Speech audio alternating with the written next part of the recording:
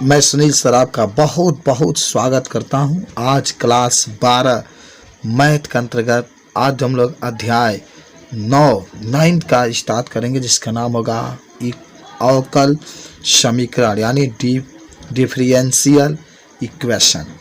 तो आज इसी के बारे में हम लोग को जिक्र करना है। बहुत ही शानदार सा चैप्टर है।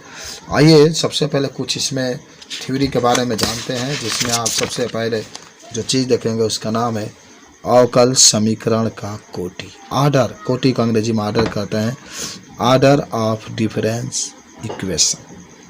देखिए कुछ बातें हैं जिसके बारे में हम लोग जाने थोड़ा सा, कि किसी अवकल समीकरण का कोटि उस अवकल समीकरण में सम्मिलित स्वतंत्र चर के सापेक्ष आश्रित चर के उच्चतम कोटि के अवकलज की कोटि द्वारा परिभाषित होती है। यानी जो उच्चतम, देखिए इसमें बात है ना, एक बात है, जो उच्चतम कोटि होगा, जो सबसे अधिक बार अवकलन होगा, उसी का कोटि लिखते हैं। जैसे आप देख रहे हैं यहाँ पर dy बटा डी एक्स ई पर x है, फिर आपका डी स्क्वायर वाई बटा में d x square plus y बराबर 0, d x square d x पर 3 d 3 y plus x square d square y upon d x square के पावर 3 इक्वल टू जी। तो आप इसमें कह सकते हैं कि समीकरण 6, 7, 8 है। देखिए आपके ये 6 है, ये 7 है, ये 8 है। तो यहाँ पर दिखा रहा है समीकरण 6, 7, 8 में क्रमशः प्रथम द्वितीय तृतीय कोटि के उच्चतम अवकलज उपस्थित है, इसीलिए इन समीकरण कोटि 1, 2, 3 है। जितनी आप देखिए इसको एक बार अवकलन किया गया ना, डी वाई बटा डी एक्स, तो आप इसको देखिए कि इसके ऊपर आखिर कितना है, 1 है। तो इसीलिए जो प्रथम जो समीकरण 6 है, इसकी जो कोटि होगी 1 होगी। और ये जो देख रहे हैं इसके ऊपर 2 है भाई, 2 पर द्वितीय कोटि का आपका होगा, क्योंकि इसको 2 बार अवकलन किया गया, तो इसका कोटि जो होगा 2 होगा। यहाँ पर देख रहे हैं 3 है, तो इसकी कोटि आपकी 3 होगी। तो पहचान सकते हैं जितने बार माने, अगर आपको नज़र आता है कि इसके ऊपर 2 है तो कोटि में 2 लिख दिए, यहाँ पर 3 नज़र आ रहा है तो कोटि में 3 लिख दें, यहाँ पर 1 नज़र आया तो कोटि में 1 लिखा जाएगा। चलिए, तो ये तो बात थी कोटि की। अब बात होगी अवकल के समीकरण की घात की, degree of difference equation. Degree माने कोटि होता है।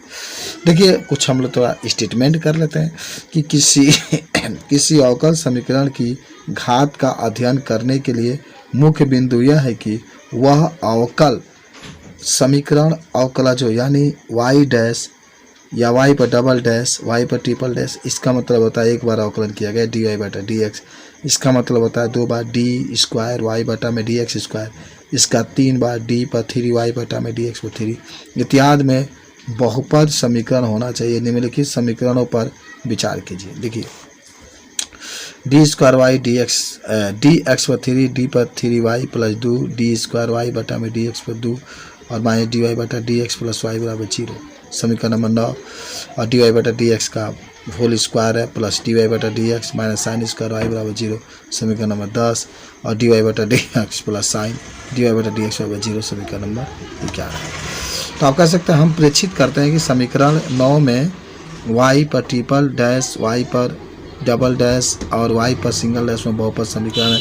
समीकरण 10 में वाई डैश में बहुपद समीकरण, यद्यपि वाई में बहुपद नहीं है। इस प्रकार का अवकल समीकरण को परिभाषित घात की परिभाषित किया जा सकता है, परंतु समीकरण 11 वाई पर डैश में बहुपद समीकरण नहीं है, और इस प्रकार का अवकल समीकरण घात को परिभाषित नहीं किया जा सकता। यानी जब भी आपको नजर आए कि टी वाई बटा डी एक्स के साथ साइन कास अगर जुटा है ना, तो आप कह देंगे इसका घात जो होगा परिभाषित नहीं होगा। अच्छा चलो, ये कुछ बातें थी, कुछ और आगे हम लोग रीडिंग करते हैं। तो इस तरीके से ज़रा देखिए, हम अब आपको एक चीज़ बता देते हैं यहाँ पर कि यदि एक अवकल समीकरण, यानी आप समझ सकते हैं कि जो समीकरण 9 है उसका घात 1 है, क्योंकि एक ही बार अवकलन है। समीकरण जो 10 है इसकी घात 2 है, 2 अवकलन दिखाया है। समीकरण 11 जो इसका घात परिभाषित नहीं है, क्योंकि इसके साथ साइन जुड़ चुका है। चलिए टिप्पणी में, किसी अवकल समीकरण की कोटि और घात यदि परिभाषित हो तो हमेशा धनात्मक पूर्णांक ही होता है, हमेशा धनात्मक पूर्णांक ही होता है। तो समझ गए कि जिसका सबसे बड़ा घात होगा उसको हम लोग जितने सबसे अधिक बार, जो पहले तो कोटि ही पहचाना पड़ता है, कोटि में जो सबसे अधिक बार अवकलन किया गया होता है वही आपका कोटि होता है। तो चलिए आज हम लोग जो अभ्यास है 9.1 उसका शुरुआत करते हैं। चलिए आइए, तो चलिए क्वेश्चन 1 से आज हम लोग शुरुआत करते हैं 9.1।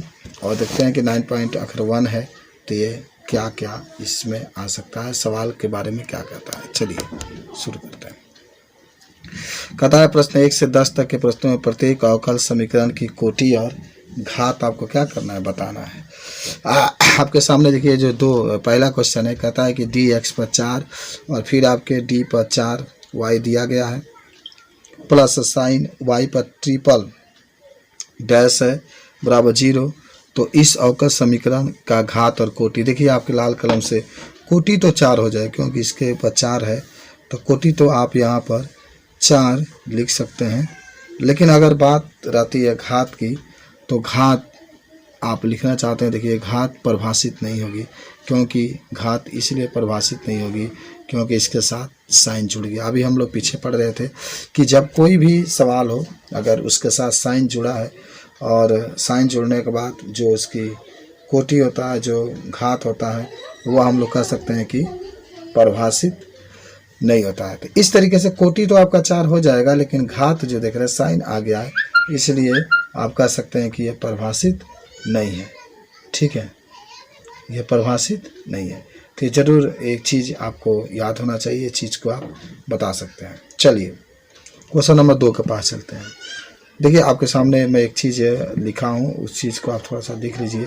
तो y के ऊपर अगर एक डैश है तो dy बटा dx कहलाता है, y के ऊपर अगर डबल डैश है तो डी स्क्वायर वाई बटा में dx स्क्वायर कहलाता है। ये आपको जानकारी है। अगर y पर देखिए ट्रिपल डैश है तो हम उसको बता सकते हैं कि y पर ट्रिपल डैश है तो d पर 3y बटा में dx पर 3 हो जाएगा। यानी जैसे आपके आता है उस तरीके से आप उसको बता सकते हैं। अगर आपके देखिए यहाँ पर y1 नीचे है, y1 अगर कहाँ है, नीचे है, तभी आप अगर y1 नीचे है तभी आप उसको dy बटा dx लिख सकते हैं। y2 अगर है तभी आप अगर y2 है तो d स्क्वायर y बटा में d x स्क्वायर लिख सकते हैं। y3 है तो d पर 3y बटा में dx। जो बात है ना, दोनों बात वही है, लेकिन थोड़ा सा आपको तो ये बात जरूर याद रखना कि y पर डैश रहेगा तो आप उसको dy बटा dx एक बार लिखेंगे। y पर अगर डबल डैश रहेगा तो d स्क्वायर y बटा में dx पर 2 लिखेंगे। और अगर जैसे अगर y पर ट्रिपल डैश रहेगा तो हम उसको जो होगा उस तरीके से 3 बार लिखेंगे, यानी dx पर 3y बटा में dx पर 3 आ जाएगा। तो ये बात भी आपको समझ जाना चाहिए, बता देना चाहिए। चलिए आगे क्वेश्चन नंबर जो 2 आपका था, 2 मैंने कह रहा था, यहाँ पर देखिए कहता है y पर डैश प्लस 5y बराबर 0। अच्छा, y पर डैश है, इसका मतलब क्या होता है ना, y पर डैश का मतलब होता है dy बटा dx। तो इसका जो कोटि होगा 1 होगा और घात भी क्या होगा, 1 होगा। कोटि भी 1, क्योंकि साइन को सिखाया नहीं है, तो इसलिए आप इसका कोटि और घात बता सकते हैं। समझिए। आइए क्वेश्चन नंबर 3 आप देखिए, दिखा है ds बटा dt को 4 है plus 3s d square s बटा में dt पर 2 बराबर 0। तो इसमें भी आपका जो है कोटि और घात बताना है। तो आइए देखते हैं हम लोग कैसे कोटि होगा। तो कोटि में कितना लिख सकते हैं, यहाँ पर देखिए, यहाँ पर 2 बार है ना, तो कोटि में 2 लिखेंगे। अच्छा, इसमें कोटि देखते उसी में घात भी देखते हैं। यही में मत आ जाना कि 4 है तो 4 ना, जिसमें आप कोटि देखेंगे उसी में हम लोग क्या करेंगे, घात भी देखेंगे। तो कोटि में तो आप 2 देख रहे हैं, क्योंकि अधिकतम इसका जो द्वितीय कोटि का विक्रिया इसके ऊपर 2 आया है, तो इसका जो कोटि होगा वो कितना होगा, 2 होगा और घात आपका 1 हो जाएगा। ठीक है, क्वेश्चन नंबर 4 के पास चलते हैं। देखिए 4 नंबर जो क्वेश्चन आपके पास है वह दिया है डी स्क्वायर वाई बटा में dx स्क्वायर के ऊपर 2 प्लस कॉस dy बटा dx बराबर 0। तो इसका कोटि और घात, कोटि तो आपका 2 हो जाएगा, ये बात तो क्लियर है कि कोटि आप 2 लिख सकते हैं, लेकिन घात परिभाषित नहीं होगा क्योंकि इसके साथ कास जुट गया है। आज एक बात क्लियर कर लो बाबू, कास और साइन जब भी जुड़ा होगा कोटि तो हमेशा हो जाएगा, लेकिन जो घात होगा उसको हम लोग लिख देंगे कि परिभाषित नहीं है। जब भी साइन और कॉस अगर जुड़ गया किसी भी सवाल में तो आप ज़रूर कहिएगा कि इसका जो घात होगा वह परिभाषित नहीं होगा। ये बात आपको आज जान लेना चाहिए। चलिए क्वेश्चन नंबर हम लोग 5 के पास चलते हैं। अच्छा, 5 नंबर जो क्वेश्चन है तो उसमें आप देख रहे हैं 5 नंबर क्वेश्चन में दिया है डी स्क्वायर वाई और बटा में dx स्क्वायर बराबर cos 3x plus sign 3x। तो आप इसको भी देख रहे हैं कि डी स्क्वायर वाई बटा में डी एक्स स्क्वायर बराबर कॉस 3x और प्लस साइन 3x की बात कर रहा है। तो आप इसमें अगर आप देखेंगे तो जो कोटि है इसका तो 2 हो जाएगा। कोटि जो होगा, ये सवाल नंबर 5 है ना, कोटि जो होगा 2 हो जाएगा क्योंकि द्वितीय है, और घात कितना हो जाएगा 1। हाँ, आप कहेंगे सर इसमें भी काश साइन आया है। देखो काश साइन आया है लेकिन इसके साथ डी वाई बटा डी एक्स नहीं आया है, इसीलिए इसका कोटि 2 होगा। और जिसमें कोटि देखते हैं उसी में हम लोग घात, इसके ऊपर घात देखना है ना, तो इसके ऊपर कुछ भी नहीं, तो इसका मतलब आपका 1 छुपा हुआ है। समझ में आ रहा है? यानी ये बात जरूर याद रखना है कि काश साइन अगर है उसके साथ डी वाई बटा डी उसके ठीक साइड में उसके साथ जुड़ा है तो आप सीधे कह सकते हैं कि इसका कोई घात परिभाषित नहीं होगा। लेकिन अगर ऐसा नज़र आता है कि उसमें बात कहा है कि काश और साइन आया है लेकिन इसके साथ डी वाई बटा डी एक्स नहीं जुड़ा है, तो आप सीधे कहेंगे कि इसका जो घात होगा उसको देखते हैं। और एक बार और बताते हैं, घात कभी भी देखिएगा ना, तो घात जो होता है हमेशा जिसमें कोटि देखते हैं उसी को हम लोग देख लेते हैं। ये भी सवाल आपका कंप्लीट हो गया। चलिए अब हम लोग आगे बढ़ते हैं, नेक्स्ट क्वेश्चन के पास हम लोग चलते हैं। तो क्वेश्चन नंबर अब 6 के पास चलते हैं। 6 नंबर का आता है, देखो y पर ट्रिपल डैश का स्क्वायर प्लस y पर डबल डैश पर 3 प्लस y पर सिंगल डैश पर 4 प्लस y पर 5 0। और अभी मैंने बताया ना कि जब ट्रिपल डैश है तो d पर 3y बटा में dx पर 3 पर स्क्वायर प्लस डबल है तो डी स्क्वायर वाई dx पर 3 है प्लस dy बटा। सबसे अधिक देखो कोटि बताना, सबसे अधिक जो अवकलज है, सबसे अधिक अवकलन किसका हुआ है, तो इसका हुआ है। तो इसका जो ऐसे ही नजर जाता है, कोटि में 3 लिख देंगे, घात में 2 हो जाएगा। सेम हाई कुली मत देखो, कहेंगे सर यहाँ पर तो 2 है यहाँ पर 3 है तो इसको नहीं देखते। ना ना ना ना, जिसमें आप कोटि देखेंगे ना उसी में, कोटि को अंदर वाला से माने डी के ऊपर जो घात होता है वो कोटि होता है। सबके ऊपर जो घात होता है, जो मान होता है उसको घात में लिखते हैं। ये बात आपको याद आना चाहिए। यानी डी के ऊपर जो घात होता है उसको कोटि में लिखते हैं, सबसे ऊपर जो होता है उसको, तो ये देखिए कोटि में 3 हो जाएगा, घात में क्या हो जाएगा 2 हो जाएगा।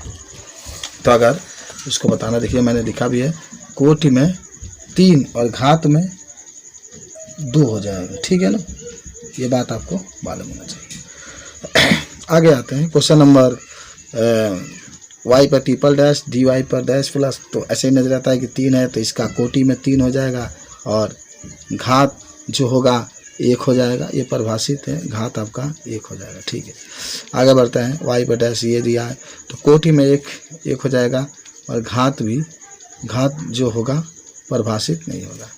तो इस तरीके से 9वां भी देखिए, अवकलज का कोटि 2, घात परिभाषित नहीं। इस तरीके से आप पूरा सवालों को जो होगा 10वां में देख रहे हैं, कोटि 2 परिभाषित नहीं है। 11 नंबर सवाल में देखते हैं, कहता है कि अवकलज समीकरण की घात बताना है। घात साइन आ गया, परिभाषित नहीं है।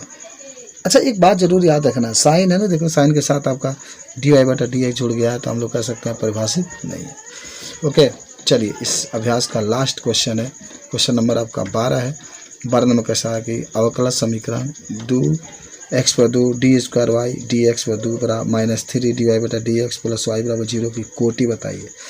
कोटि क्या होगी, यहाँ पर 2 है ना, हाँ सबसे अधिक बार जो अवकलन हुआ है कौन हुआ है, ये देख रहे हैं डी स्क्वायर वाई और डी एक्स पर 2, तो इसका कोटि जो होगा 2 हो जाएगा।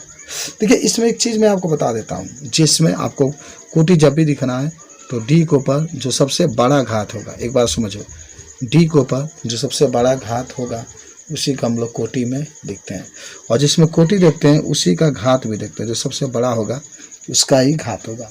लेकिन अगर साइन है या कास है, यानी त्रिकोणमिति जो आप मान देखते हैं, साइन कास टेन वगैरह जो भी है, अगर उसके साथ कास या साइन जुड़ा है तो आप सीधे कहेंगे कि उसका जो घात होगा वह परिभाषित नहीं होगा, घात परिभाषित नहीं होगा। तो इस तरीके से 9.1 आज हम लोगों ने पढ़ा। अगर आपको कोई डाउट है तो आप मुझे कमेंट करके बताइए, मेरे चैनल का सब्सक्राइब कीजिए, क्योंकि जो भी वीडियो मैं बनाऊं आप उसको देखें, आप अच्छे से पढ़ें। इसी के साथ ये वीडियो ख़त्म करते हैं। अगले अभ्यास में जो हम लोग पढ़ेंगे 9.2 पढ़ेंगे। धन्यवाद।